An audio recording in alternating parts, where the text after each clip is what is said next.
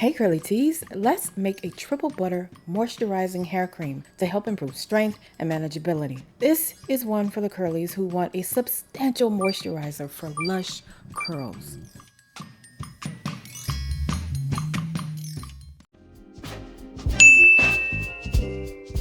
As always, use distilled or deionized water to make these creations. I usually transfer my distilled water to more durable, smaller bottles for a better storage experience.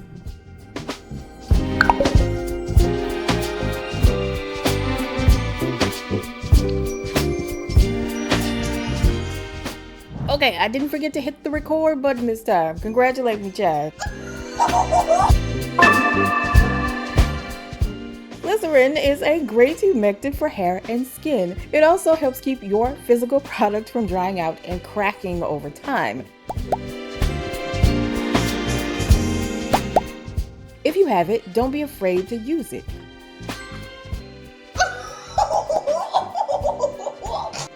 Other ingredients in this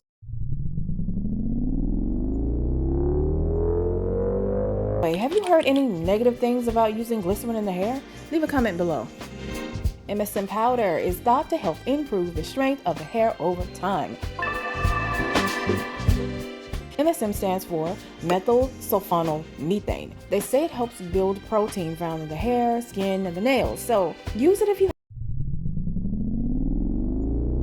Hey, do you feel the need to use panthenol in your DIY hair care products? Leave a comment below.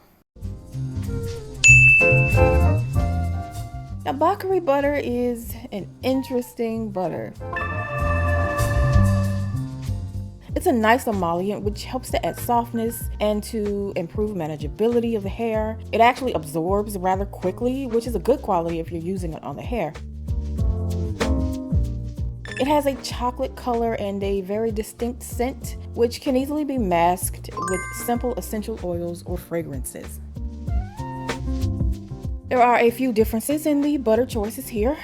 Depending on what your priorities are, you can use a combo of specific butters with special ingredients for high shine or quick absorption and non-greasiness. For a more temporary shine, you can try a muru butter or a tucumã butter. Now, if your goal is quick absorption, the Pena and Bakari butters are great choices here.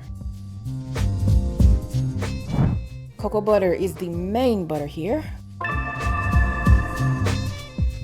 Cocoa butter is actually a top-notch moisturizer for the hair as well. It definitely improves manageability. It also helps make the hair appear smoother. If that weren't enough, it's said to help prevent the kind of dryness that causes breakage, you know? Cocoa butter is harder than shea butter, but not quite as hard as kokum. At this percentage, BTMS 50 is a conditioning self-emulsifier used here as the main ingredient to keep everything mixed well. BTMS, of course, is the OG. It's the GOAT. It's the go-to softening emulsifier for making leave-in conditioners. It's my favorite because it just works. It's not finicky. I don't have to babysit it. None of that. BTMS was one of the first emulsifiers I'd ever used. I've tried a lot of conditioning agents and some work very well. Some are conditioning but don't provide any emulsification like quaternium 80. Others require an acid to work well like stearamidopropyldimethylamine. Now, some are great but are almost impossible for smaller businesses and hobbyists to find or afford in the United States, like Aminosensil HC, or I think it's called now Aminosensil Ultra MB. Cetyl alcohol is a classic thickener used to bulk up the viscosity of a product. There's a high percentage of butters in here already, but cetyl will help stabilize the emulsion without making it too draggy. You can use cetyl alcohol as a substitute instead. It's a thickener as well, but not quite as opaque as cetyl, but that's not important in this particular formula.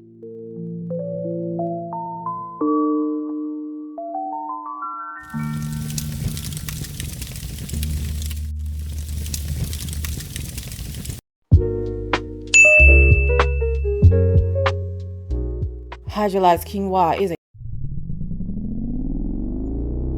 Instead, it should be mixed into the final product during the cool down phase.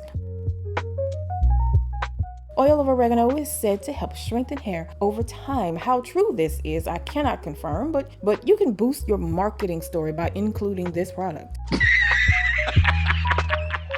If you want to know what that means and why that guy said fairy dust, then once you finish this video, go watch Are Extracts Useless, which includes info about their importance or lack thereof in cosmetics. May surprise you.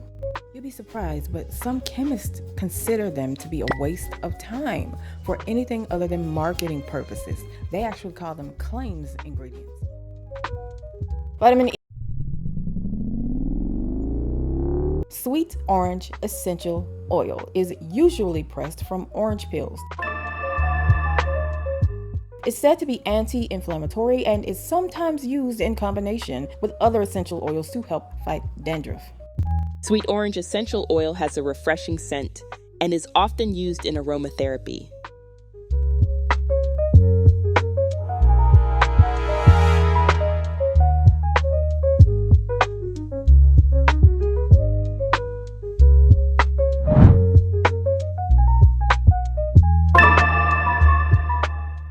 Phenylpropanol EHG is a broad-spectrum preservative, but please use whichever preservation system you've had the most success with.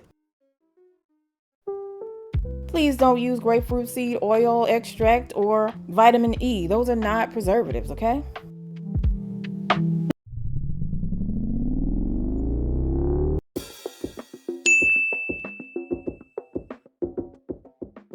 The final product is a substantial cream that helps add moisture to dry curls. Now, if you don't like products that, weigh down looser curls, you may want to skip this one. For my 4B, 4C curly to benefit greatly from a good old heavy cream, this is a good one. When my hair is not wet, it helps soften and moisturize the hair. But I usually apply this to my curls when they're damp or when I'm retwisting between washes.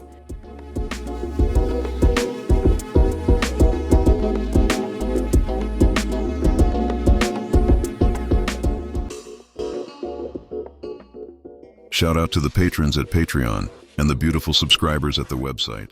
Come check it out. Links are in the description. Now, I do it this way because YouTube stay tripping. As y'all know, this channel is not monetized or sponsored, and I'm trying to help as many people as I can, as much as I can, on their journey to create their own hair care and skincare, whether they want to start their own businesses in the future or if they just want to be able to select every single ingredient in the products that they put on their hair and their skin. So please consider becoming a subby today.